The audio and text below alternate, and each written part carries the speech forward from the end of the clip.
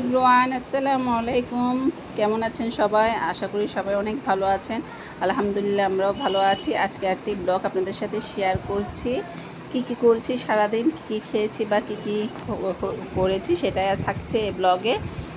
দেখতে পাচ্ছেন সকালবেলা আসলে বসে বসে খাচ্ছি খুবই আরাম করে, একদম কোনো কাজ করতে হচ্ছে না, যেহেতু বাপের বাড়িতে আসলে সব মেয়েরা বাপের বাড়িতে একটু আরাম করে। যাই হোক, সকালের নাস্তাটা খুবই মজা করে খেয়েছি। খালা আমাকে পরোটা ভেজে দিয়েছিল ঘি দিয়ে, আর ছিল গরম গরম চা। আমার চা আর পরোটা খুবই পছন্দের একটা খাবার। কোনো কিছু লাগবে না, মাংস বা ডিম পোস্ট বা সবজি কোনো কিছুই লাগবে না। আমি চা আর এক কাপ চা আর পরোটা হলে আমি সকালের নাস্তা খুবই সুন্দর করে খেয়ে ফেলতে পারি, এবং কোনো ঝামেলা ছাড়া। বা অনেকে আছে ভাত খেতে পারে, আমি কিন্তু ভাত খেতে পারি না সকালবেলা। যাই হোক, এখানে সকালবেলা চা খেয়েছিলাম, তারপরে একটু বিরিয়ানি খেয়েছিলাম, সেটা দেখেছেন।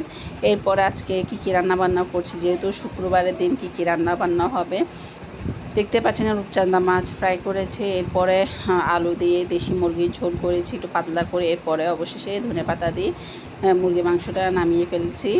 যাই হোক, এখানে মুরগি রান্নাটা শেষ। এরপরে যা যা রান্না করছি সেগুলো শেয়ার করছি আপনাদের সাথে। ছিল পাতলা ডাল, এখানে ছিল রূপচাঁদা ফ্রাই আছে, শুক্রবার যেহেতু একটু স্পেশাল হতে হয়। এখানে ছিল কি মাছ একটা ভুনা করেছিল, এখানে কলমি শাক ভাজা। এটা আসলে এখানে এসেছিল ভ্যান গাড়িওয়ালা, তো ওনার থেকে নিয়েছিলাম শাকটা, খুবই মজা হয়েছিল শাকটা। এখানে কলা ভর্তা, এখানে মুরগি মাংস, আর ছিল বিরিয়ানি, আর ছিল গরুর মাংস। তো আজকে দুপুরে খাওয়া দাওয়াটা খুবই মজা করে খেয়েছিলাম, খুবই মজা একটা সালাদ করেছিল।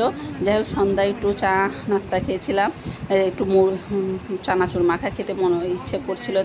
যাই হোক, অবশেষে চানাচুর মাখাটা খেলাম, খুবই মজা করে খেলাম। অবশেষে চা দিয়ে আজকে ভিডিও এখানে শেষ করছি। কেমন হয়েছে অবশ্যই কমেন্ট করে জানাবেন। সবাই ভালো থাকবেন, সুস্থ থাকবেন, আমাদের জন্য দোয়া করবেন। আসসালামু আলাইকুম।